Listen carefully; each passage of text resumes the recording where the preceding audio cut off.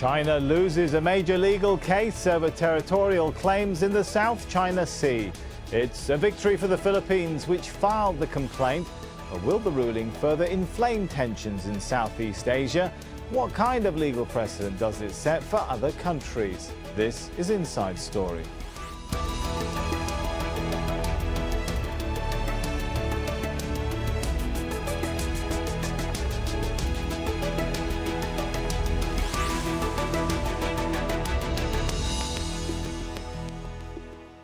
Hello and welcome to the show. I'm Sami Zeidan. It's one of the most disputed regions in the world, a stretch of ocean contested by the region's biggest power, China, as well as Brunei, Indonesia, Malaysia, the Philippines, Taiwan and Vietnam. Now, for the first time, an international tribunal has ruled China has no legal basis to claim historic rights to resources in the South China Sea. Well, the Chinese government rejected the ruling before it was even released. Lots to discuss, but first, Adrian Brown and Jamila Alandogan set things up for us from Beijing and Manila. I don't think China's government will be at all surprised by this ruling, which is why the Ministry of Foreign Affairs issued a statement within minutes of this ruling being published. It said that the ruling was in many ways ill-founded, and then China released a very detailed statement that explained why China's claims were based really on history. It said that Chinese fishermen had been going to the South China Sea since the 13th century. China named these islands, China discovered these islands, so in many ways nothing has changed. But the question now is, what will China do next? And is what it does next going to raise or lessen tensions in the South China Sea? Will China, for instance, now resume its island building program? State media has reported in recent days that it might want to build up a place called Scarborough Shoal and put in a deep water harbour that could accommodate warships. Would it also, for instance, now establish what's been known as an air defence identification zone over the South China Sea, which would require aircraft to basically register with the Chinese authorities when they flew over the South China Sea? That, from the perspective of Washington, would be regarded as a very provocative action. I spoke to one expert a few days ago who put it this way. He said that, wars have started over lesser reasons than what is happening right now in the South China Sea. And then, of course, what will the United States do? It has an aircraft carrier, at least one aircraft carrier off the coast of the Philippines right now. Will it now decide to sail its aircraft into waters that this tribunal has said clearly belong to the Philippines, which in the past, of course, have been claimed by China? And of course, what will the response now be of the Philippines president? So far, the language from Manila has been very sober, very moderate. If that continues, then possibly China may go ahead with what it says it wants, bilateral talks. But in the meantime, I think the build-up will go on. The decision is very much welcomed by Filipino fishermen here. The province of Zambales is made up mostly of coastal communities that are largely dependent on fishing for their livelihood. And majority of those earnings used to come from the Scarborough Shoal until China took control of that disputed part of the South China Sea in 2012. They say they welcome the news, but they have a lot of questions. They'd like to know exactly how is President Duterte's government going to assist them now that they are free to go back there out at the Scarborough Shoal to fish. They were asking also if the Philippine Coast Guard is going to accompany them. They say that they are no match against the bigger and far more sophisticated vessels of China. There are fishing and military vessels out there in the sea, and they said that they have been harassed before. They are far removed from the spectacle of what is going on in the international field. This is a landmark case, but the question here on the ground is, how is this exactly going to change? Because for them, the Scarborough Shoal really is a matter of survival. It is a matter of bringing and be able to put food on the table for hundreds and hundreds of families here in the province of Zambales. So what's at stake then? Well, this map shows all the countries laying claim to all parts of the South China Sea.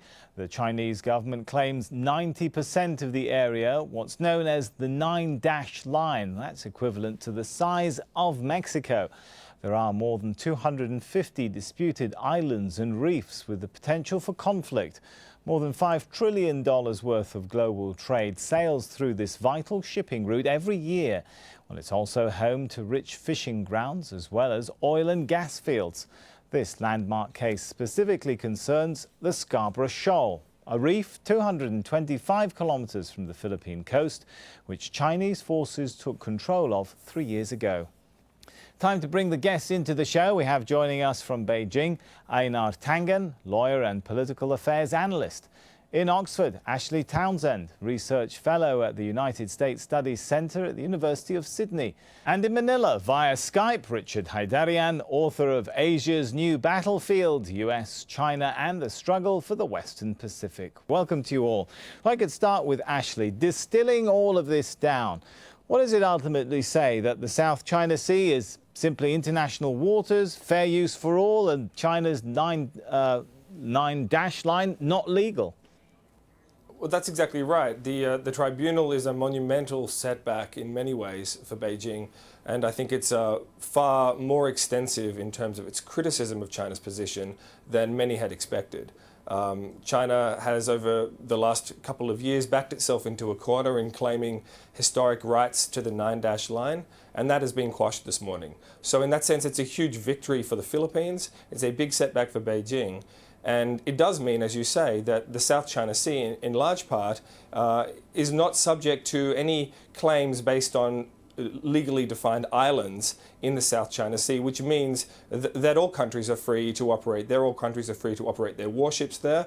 But the Philippines is the country that comes away with its EEZ intact in the eastern part of the South China Sea. Well, let's bring in the view from Beijing. Einar, how much of a setback is this being seen in Beijing to China's approach to the South China Sea and its claims?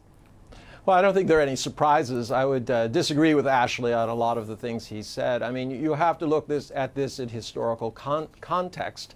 I mean, what we've seen here, the boundaries that have been created are leftovers from a colonial past that were forged with blood and iron. They were not things, remember, none of these places were discovered until a white man stepped on the shore and put a flag in it somewhere, and then thereafter drew arbitrary lines around things.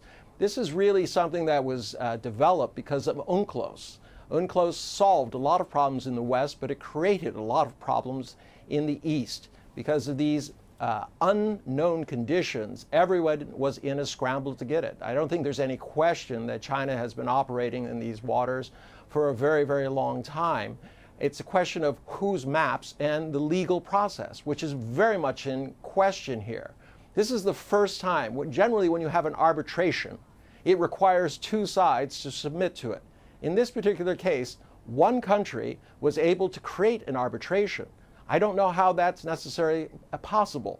It also represents a massive power grab by the International Court. I mean, this is not something that has ever been done before. They've broken all precedent with this. Now, you might be, Ashley might be cheering this on, but let us be realistic. Based on these rules, any country can unilaterally appeal to this body and start not an arbitration proceeding, but what they deem a quasi-legal proceeding in order to gain territory or to settle disputes. I want to take it back to Ashley before we go to Richard. Was there an arbitration process going on here, or has the court assumed something above its remit? Look, absolutely. I mean, if you are taken to court by the police because you have encroached on your next door neighbour's territory and you fail to show up in court, that doesn't mean that the arbitration is one side. It means you haven't complied with your obligations. So I think the misinformation that we have just heard, it really comes you're down obviously not a lawyer, because that is totally incorrect. Okay. This is not a law. Well, look, this is international you're reflecting law, Beijing's which means perspective. that The majority of international lawyers Let's give Ashley a chance to finish his thought, and then we'll come back to you in a minute, Einar. Go ahead, Ashley. A majority of international lawyers have argued that UNCLOS, and it is distinct among many international regimes, does actually provide for compulsory arbitration. What it doesn't do is provide for compulsory arbitration in terms of sea boundary delimitation. This tribunal is not about, has never been about, and is not today ruling on sea boundary arbitration. When China signed up to UNCLOS, it signed up willingly, knowing that compulsory arbitration was one potential outcome of its participation in this regime. Okay. So to argue now that because it didn't take a part in the process of the arbitration somehow validates its position that it won't respect the outcome is quite simply not playing by the rules that it signed up to. Okay, Einar, I'll give you 30 seconds to come back on that point that you knew. Beijing knew very well when it signed up to UNCLOS that there could be obligatory arbitration. Well, that's not true. There's nothing obligatory about it. Remember that this is international law. That means it's a series of conventions. Look at the United States. It was brought before the International Criminal Court on many occasions, and it simply ignored it. This is what is the real politic of what we're talking about. So to say that this is like dragging somebody before a police court is nonsense. It has no legal precedent. If things are going to be done, they must be done in a diplomatic way, in a way that all hang parties on, Einar, if feel I'm following bound your by. argument, if other countries have ignored international law or international rulings, surely that doesn't make it okay, does it? No, it doesn't, but it starts to speak to the actual bodies themselves which are trying to do this. These 15 members of the court have never before taken this kind of action where they have taken a single claimant and decided that they would enforce an arbitration. If you go back to previous judges, they have sharply rebuked the court for doing this because they see this as a power grab, trying to make themselves relevant. All right, talking about keeping things relevant, let's bring in Richard for the view from Philippines, because this is being seen as a victory for your country, isn't it? What will the Philippines do with this ruling while we're arguing about whether it was right or wrong? It is there now. What do you think Manila's planning to do with it? Well, first of all, let me be very clear. I'm not here to represent the view of my government or a specific slanted misrepresentation of UNCLOS. I think Article 287, Annex 7 of UNCLOS is very clear that compulsory arbitration is one option that countries that have signified and ratified the UNCLOS can take. And the Philippines, under Article 287, Annex 7, has taken China to the court. And under Article 9, Annex 7, even if China has not participated... If we could move on, and let me point out for viewers, while we're referring to UNCLOS, what that acronym stands for. It's the United Nations Convention on the Law of Open Seas, just because we're talking a lot of alphabet soup acronyms here. But go ahead, Richard, on the point of what do you think in your analysis Manila will do with this now? Well, I think Ashley was right that the result was much more positive than many people expected, because it seems that the Philippines won at least over 13 out of the 15 items. On majority of the arguments that the Philippines forwarded against China, it got not only jurisdiction exercise on those points, but it also got a favorable outcome. So China's historical rights doctrine, China's 9-line claims that covers 85% of the South China Sea, have been effectively nullified by a third-party arbitration body. And under Article of the UNCLOS, this is binding. It's not correct that this is not binding. China has ratified the UNCLOS, so it is bound to comply with the result of this arbitration outcome. I guess my question, Richard, is how will Manila make it binding? China's got bigger muscles, if you excuse the expression, than the Philippines has in the South China Sea. How will Manila try to enforce this ruling? Right.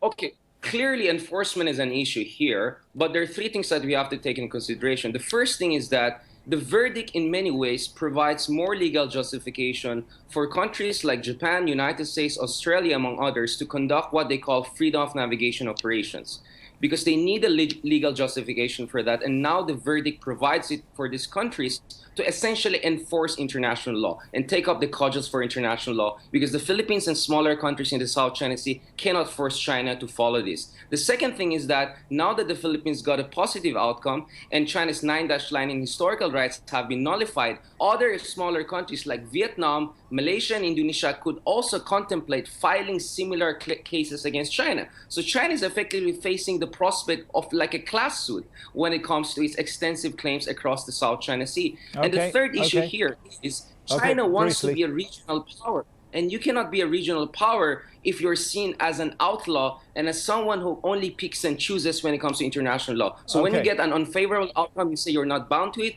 And when you get an unfavorable outcome, you say you're bound to it. I think this is not good for China's All right, you made that point. I want to go go back to Beijing, give Einar a chance. If we do have an increase in what's called the freedom of navigation operations and movements, so on and so forth, perhaps more increased diplomatic pressure on China, will any of that, do you think, change China's approach or policy in the area? Will China scale back some of its military operations, construction work and so on? Well, I think you have to make a few clarifications. First off, the United States is not a signatory to, has not ratified UNCLOS. So I don't know what this UNCLOS and the freedom of navigation has to do with each other. They're two separate doctrines. In any event, getting beyond that, China is the last nation that could afford to interfere with navigation, since the majority of resources that it uses are being brought in from outside. And their economy is dependent on adding value to those and shipping them offshore. So it's not clear to me why everyone always brings this up as if China is trying to halt world trade when it's now arguably the #1 trading company and trading country in the world. In terms of its reaction to this, what I fear is that both sides will start pushing buttons and they will maneuver themselves, much like in World War I, where Britain was trying to contain a growing Germany, and this resulted in actually causing wars. So this is what I'm afraid of, a blundering into a bad situation. Blundering into a bad military situation. What about also mushrooming, Ashley, into a bigger legal situation? Richard touched upon the possibility that maybe other countries are now going to try, or they might be encouraged to try and take cases against China. Are we going to see the region become Sue happy, if I could put it that way? Look, I think that, of course, as Richard said, there's a risk if you're China, there's an opportunity if you're the rest of the region, that having this verdict today being favorable to Manila, that other countries would see an opportunity to also put their claims to the tribunal. The Philippines, Vietnam may do this concerning parts of the Spratly Islands as well, including the Paracel Islands, Malaysia and so forth. I'd just like to touch up on one last point that was just made in terms of the legal connection between FONOPS, Freedom of Navigation Operations, that is, and UNCLOS. That link is by all means there. Freedom of Navigation Operations are about testing excessive claims under UNCLOS, and to that extent, the United States has pursued so far 3 FONOPS in the South China Sea and may well continue to do so. I share my colleague in Beijing's concern that both sides pressing buttons, so to speak, could lead to an inadvertent tit-for-tat escalation. But at the same time, there have been encouraging signs recently between the two sides in terms of managing confrontations at sea and in the air.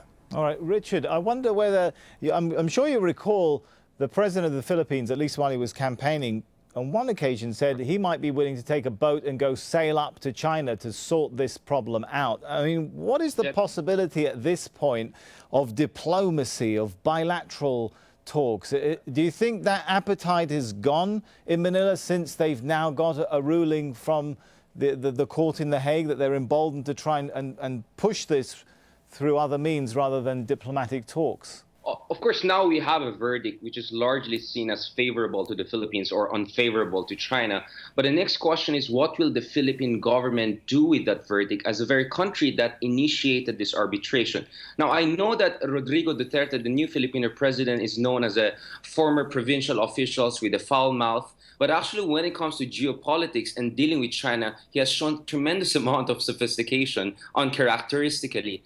Since the campaign period, with the exception of some of his kind of a chutzpah, like when he said he's going to ride jet ski and go to those islands and plant flags, I think those statements were only made to essentially solidify his patriotic credentials, because he was coming under attack by certain quarters who were questioning whether he's tilting too much towards China, because he has consistently over the last 5 months said that if I become the president, I'm willing to put the issue of sovereignty dispute aside and try to find an accommodation with China. So no wonder a while ago when the verdict came out, the foreign secretary of the Philippines did not use the verdict to lash out at China, but he said that in a very sober and subdued manner, we're just going to study about it. In fact, President Duterte made it very clear that he's not going to flaunt and taunt the verdict against China, but what he wants to do is to use the verdict to extract concessions from China once they start high-level bilateral negotiations. Okay, talking about bilateral negotiations then, Einar, the Chinese Foreign Ministry put out a statement after this ruling speaking of contacting states directly to agree on, quote, provisional arrangements. Do you read into that perhaps China also has a strategy to try and sort this out through bilateral talks and bilateral agreements on resource sharing? Well, I think that's always been part of the game plan. At least that's what they've been saying all along, is that they favor bilateral talks. I think others have, many in ASEAN have actually said they would prefer to have an ASEAN, because it is a very uneven playing field when it comes to this large neighbor who has potentially a lot to give, especially in terms of investment, versus smaller, poorer neighbors. So yes, there's got to be some sort of diplomatic arrangement if this is going to work. But I would really caution people about believing that China is becoming soft on this issue. They have the home team that they're playing to who are very concerned about what they see as an infringement on sovereignty. If you go back to UNCLOS and all of these things, they're not supposed to rule on sovereignty. China was maintaining it as a sovereign of these areas, and that's where the interpretation differs. But in the end, it amounts to the same. Unless it's diplomatic, it's not going to work. Okay, I'm glad that you mentioned the sovereignty issue. This segues beautifully into the point I wanted to raise with Ashley now. Let's just remind ourselves and the viewers that this court ruling was about access to resources and control and utilization of resources, not about sovereignty to territory, sovereignty over some of the land structures and islands and so on. Does any of that, though, have any indirect implications for the sovereignty issue, Ashley? Well, of course, China is not able to claim sovereign rights over features in the South China Sea that are effectively deemed to be non-features in many respects. When I say features, we talk about three different types. We have islands, which are entitled to be sovereign. We have rocks, which are entitled also to be owned and to have a 12-mile territorial sea. And we have low tide elevations, which aren't entitled to any maritime space. The tribunal has said that in the Spratly Islands archipelago, there are no islands. There are only rocks and reefs. And in that respect, China now can't claim any island, including Ituaba, which Taiwan currently controls, as a sovereign entity with a 200-mile exclusive economic zone. Now, this might all sound quite technical, but it has really important implications for this discussion on diplomacy, because were the tribunal to have ruled that Ituaba, which lies essentially in the center of the Spratly Islands, to have been an island, then there would have been grounds for a lot of grey zone negotiation around overlapping EEZ rights between China, the Philippines, Vietnam, and other claimants. That is not an option because the tribunal has ruled in such a way as to say that Ituaba is just a rock. Okay, 30 seconds, Einar. How do you think Beijing will react on the sovereignty issue? Well, they still see it as a sovereignty issue. In terms of the island issue, if you get into technicalities, that's why Taiwan was inviting everybody to go along and see that they have a well, that they plant wheat, and they have chickens in a school and all of this type of thing. It goes to a lot of things. But in the end, let's talk real politics. It's not going to work without people being involved, and that means all the claimants, including China. All right, and this is not just China, it's all of them. 20 seconds left. A final thought from Richard. Go ahead. Well, I think this victory for the Philippines is just the first step in a journey of 1,000 miles, as the Chinese would put it. The important thing for the Duterte administration is how to use this favorable verdict to actually extract tangible and concrete concessions from China. So most likely I expect the Philippines not to release a strong statement branding China as an outlaw and calling for China to comply, but behind the scenes negotiate and ask for certain concessions in the South China Sea. And not to forget, after all, Duterte wants to revive bilateral infrastructure and investment relations with China. That is the bigger picture that the Duterte administration is looking at. So ironically, this negative verdict for China could actually pave the way for a new dawn in bilateral relations. We are out of time. We're going to have to leave it there. Let's end on that hope for more negotiations and bilateral workings to sort this out. Let's thank our guests here, Einar Tangen, Ashley Townshend and Richard Heydarian. And thank you too for watching. You can see the show again anytime by visiting our website, aljazeera.com. For further discussion, head over to our Facebook page. That's facebook.com/AJ Inside Story. You can also join the conversation on Twitter. Our handle there, @AJ Inside Story. From me, Sami Zeidan, and the whole team here, for now, is goodbye.